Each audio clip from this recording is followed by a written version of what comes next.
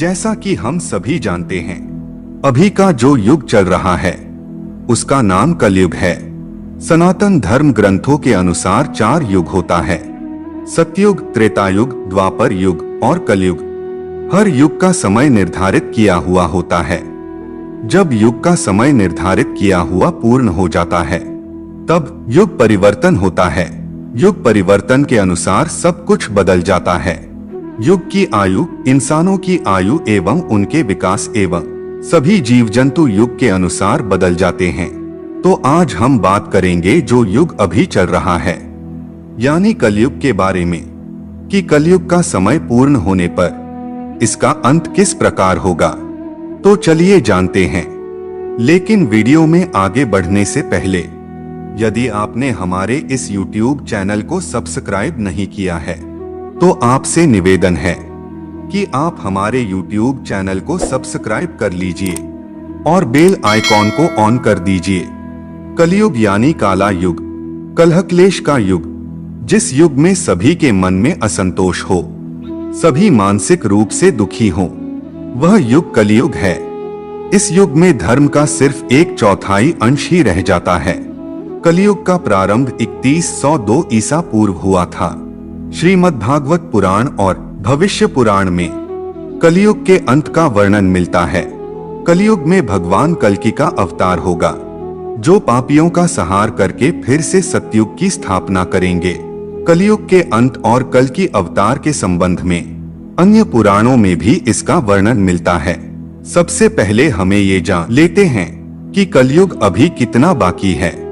मित्रों, मनुष्य का 1 मास, पितरों का 1 दिन और रात होता है।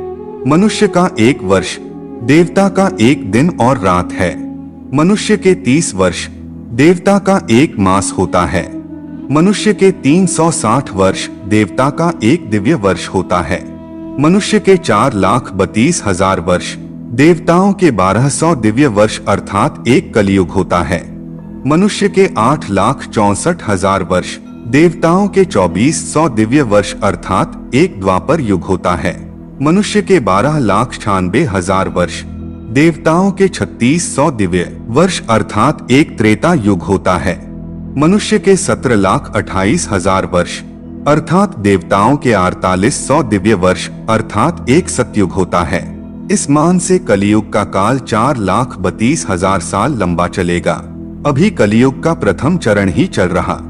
कलयुग का प्रारंभ 3102 ईसा पूर्व से हुआ था, जब 5 ग्रह मंगल, बुध, शुक्र, बृहस्पति और शनि मेष राशि पर 0 डिग्री पर हो गए थे। इसका मतलब पहले का 3102 वर्ष और अभी 2022 चल रहा है। दोनों को जोड़ दिया जाए तो 5124 वर्ष होगा। अर्थात कलयुग अभी 5124 वर्ष ही बीता है और 4,26,876 वर्ष अभी बाकी है। मित्रों, जब घोर कलयुग आएगा तब मनुष्य की औसत आयु 20 वर्ष ही रह जाएगी। 5 वर्ष की उम्र में स्त्री गर्भावती हो जाया करेंगी, 16 वर्ष में लोग वृद्ध हो जाएंगे और 20 वर्ष में मृत्यु को प्राप्त हो जाएंगे। इंसान का शरीर घटकर बोना हो जाएगा।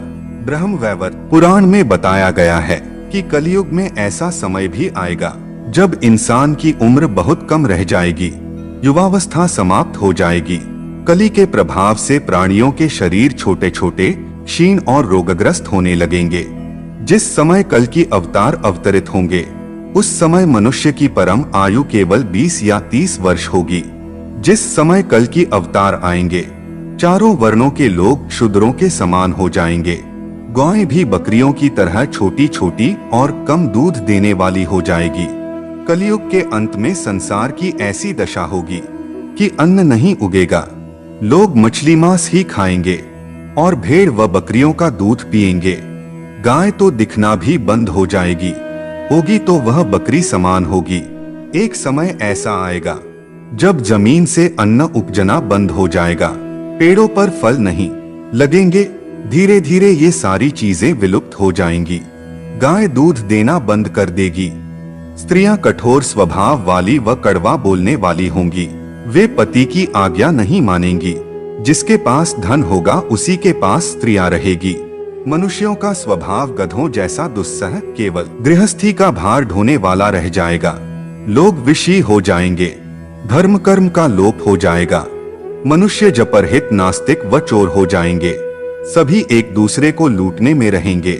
कलयुग में समाज हिंसक हो जाएगा, जो लोग बलवान होंगे उनका ही राज चलेगा, मानवता नष्ट हो जाएगी, रिश्ते खत्म हो जाएंगे, एक भाई दूसरे भाई का ही शत्रु हो जाएगा, जुआ शराब पर स्त्री गमन और हिंसा ही धर्म होगा, पुत्र पिता का और पिता पुत्र का वध करके भी उद्विग्न नहीं होंगे।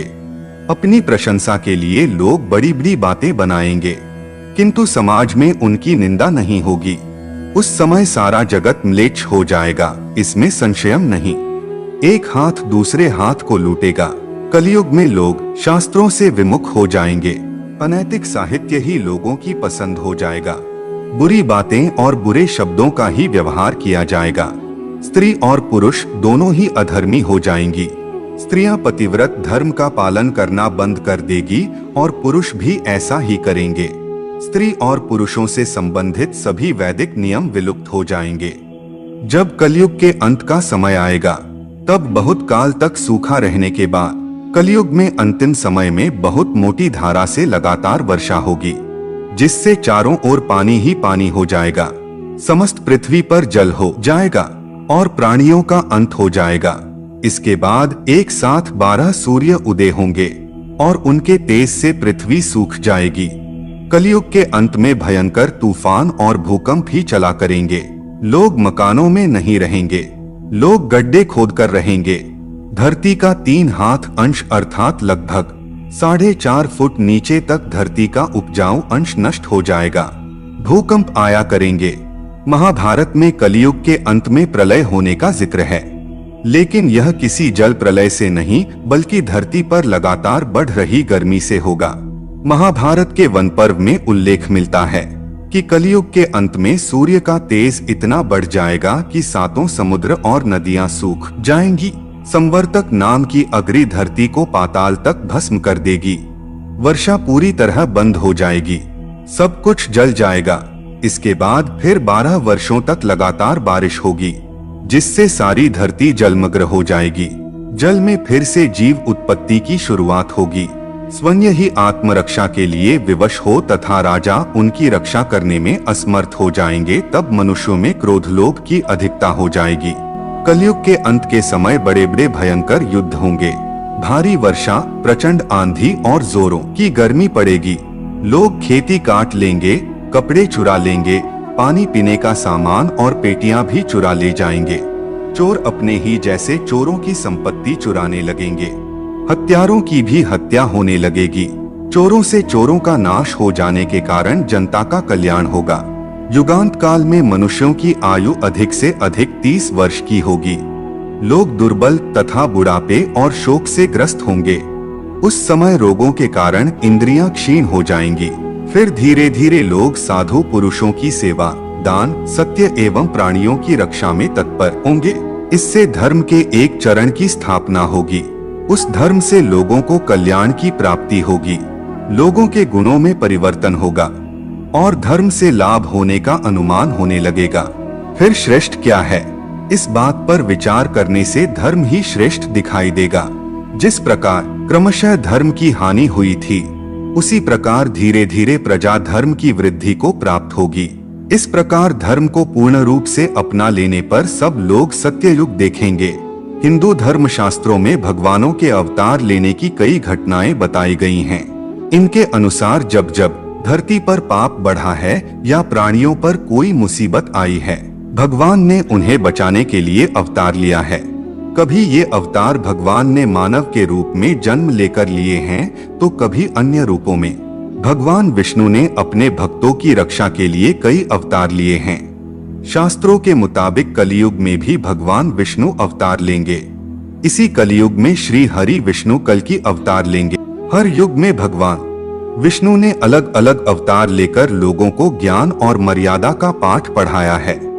धार्मिक पुराणों में भगवान विष्णु के सतयुग से लेकर कलयुग तक में कुल 24 अवतारों के बारे में बताया गया है। इनमें से 23 अवतार हो चुके हैं और आखिरी एक कल की अवतार कलयुग में होना बाकी है। अब आपके मन में ये सवाल जरूर उठेगा कि जब कलयुग इतना बुरा है, कोई पुण्य कर्म नहीं है, चारों तरफ लूटमार धोखा देना है, विश्वास नाम की कोई चीज नहीं है, फिर भगवान ने इस कलयुग को क्यों बनाया? वह तो ज्ञानी है, वह तो परम शक्तिशाली हैं, फिर उन्होंने ऐसा क्यों किया? सत्ययुग, त्रेतायुग, द्वापर युग में बहुत ज्यादा मेहनत करना पड़ता है, तपस्या करना पड़ता है। आपको पता होगा ऋषि मुनि बहुत वर्षों तक तप किया करते थे, साधना क्या करते थे, तब जाकर उन्हें भगवान का दर्शन होता था। लेकिन कलयुग में ऐसा नहीं है। अच्छा काम करो, थोड़ा ही करो, ईमानदारी से करो तो भगवान बहुत जल्दी खुश होते हैं, मनचाहा वरदान देते हैं, उसका जीवन खुशियों से भर देते हैं। कलयुग की यही खासियत है, थोड़ा करो अधिक लाभ भाव पाओ, थोड़ा ही काम करो लेकिन अच्छा करो, फिर देखना आपको क्या अनुभव होता है, पहले करके देखो। तो मित्रों, आज के लिए बस इतना ही। उम्मीद करता हूँ कि आज का वीडियो आप लोगों को पसंद आया होगा। यदि आपको हमारा वीडियो पसंद आया हो तो आप हमारे वीडियो को लाइक और अपने दोस्तों के साथ शेयर जरूर करें। तो मिलते हैं अगली वीडियो में।